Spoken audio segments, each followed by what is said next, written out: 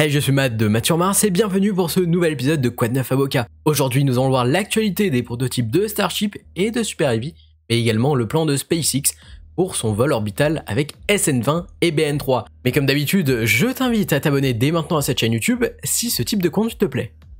Commençons avec SN15. Le 14 mai, une équipe a posé le prototype sur le pad B. En effet, il réalisera prochainement une batterie d'essai, on parle de test de pressurisation, mais également d'allumage statique. Pour le moment, le vol de SN15 n'est pas prévu, tandis que l'avenir de SN16 est encore incertain.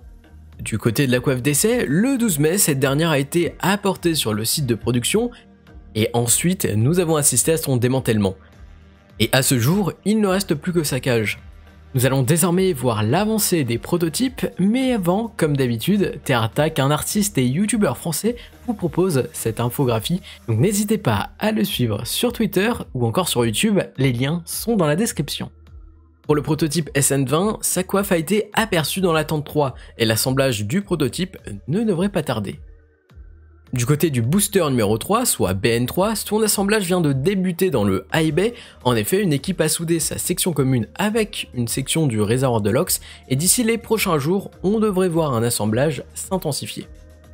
Du côté de la production des moteurs, nous savons qu'à Boca Chica, les séries de Raptor SN50 et 60 sont sur site, tandis qu'à McGregor, les essais sont actuellement autour des séries 70 et 80. Mais le point positif, c'est qu'à Hawthorne, donc là où se situe le QG de SpaceX, la production en est à la série SN150. Et actuellement, le seul point noir autour des Raptors, eh bien, ce sont les essais à McGregor qui prennent encore pas mal de temps. Mais vu le développement d'infrastructures en cours, les essais vont normalement s'intensifier là-bas. Dans cette partie, nous allons parler du site de Boca Chica et notamment des différents chantiers. Par exemple, en ce qui concerne les GSE, donc des citernes permettant d'accueillir des ergols, nous savons désormais qu'entre les sarcophages et les citernes se trouvera du diazote gazeux. Pour rappel, ces coquilles permettent d'isoler mais également de protéger les citernes. Les sarcophages ont un diamètre de 12 mètres, tandis que les citernes sont sur un diamètre de 8 mètres, ce qui laisse quand même un bel espace entre.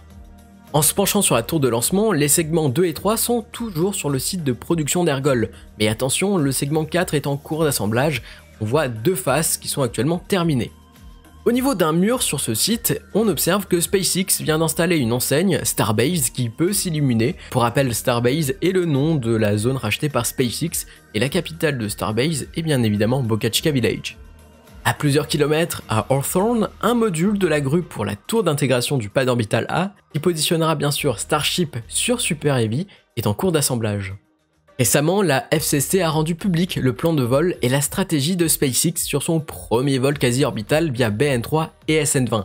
D'abord, la mission aura une durée totale de 1h30 environ. À T+0, nous allons avoir le décollage.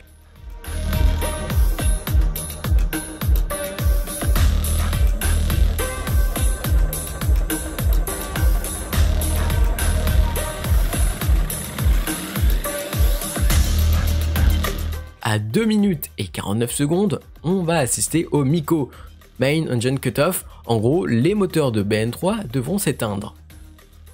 Par la suite, à 2 minutes et 51 secondes, les deux étages se sépareront, ici SN20 et BN3.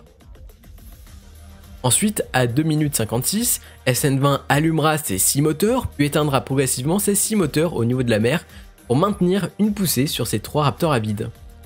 Bien évidemment, BN3 effectuera une manœuvre de rentrée pour revenir sur Terre. Et nous savons que BN3, BN4, BN5 et BN6 ne seront pas réutilisés. En effet, aucune plateforme n'est disponible à ce jour. SpaceX prévoyait au départ un atterrissage sur une barge autonome, que ce soit au Sicily ou GRTI, mais vu que ces barges ne sont pas assez stables pour un atterrissage de Super Heavy, SpaceX ne préfère pas prendre de risques et attendre sagement Phobos. D'ailleurs, Phobos devrait être prête pour le vol de BN7 et de SN4, soit vers la fin de l'année. À 8 minutes et 41 secondes, SN20 éteindra ses moteurs à vide pour maintenir une trajectoire orbitale. Malheureusement, le vol de SN20 est un vol pseudo-orbital. Sa vitesse et sa trajectoire correspondent à un vol orbital, mais le Starship effectuera seulement 3/4 d'orbite, ainsi nous ne pouvons pas qualifier ce vol comme un vol orbital. Bien évidemment, SN20 rentrera dans notre atmosphère en menant son belly flop pour ensuite venir amérir à quelques kilomètres d'Hawaï. Le Starship effectuera un soft landing, donc on verra un flip ainsi qu'un amérissage à la verticale. Mais ici, au lieu de le voir toucher le sol, il touchera l'océan Pacifique. Comme vous pouvez le voir, que cela soit SN20 ou BN3, ces deux vont finir à l'eau. Même si des équipes seront présentes pour récupérer ces véhicules, eh bien SpaceX ne va pas pouvoir les réutiliser. Alors là, actuellement, je sens chez vous une certaine frustration. Mais il faut comprendre que l'objectif des missions de SN20 à SN23 seront de récupérer le maximum de données et également de garantir la sécurité au sol.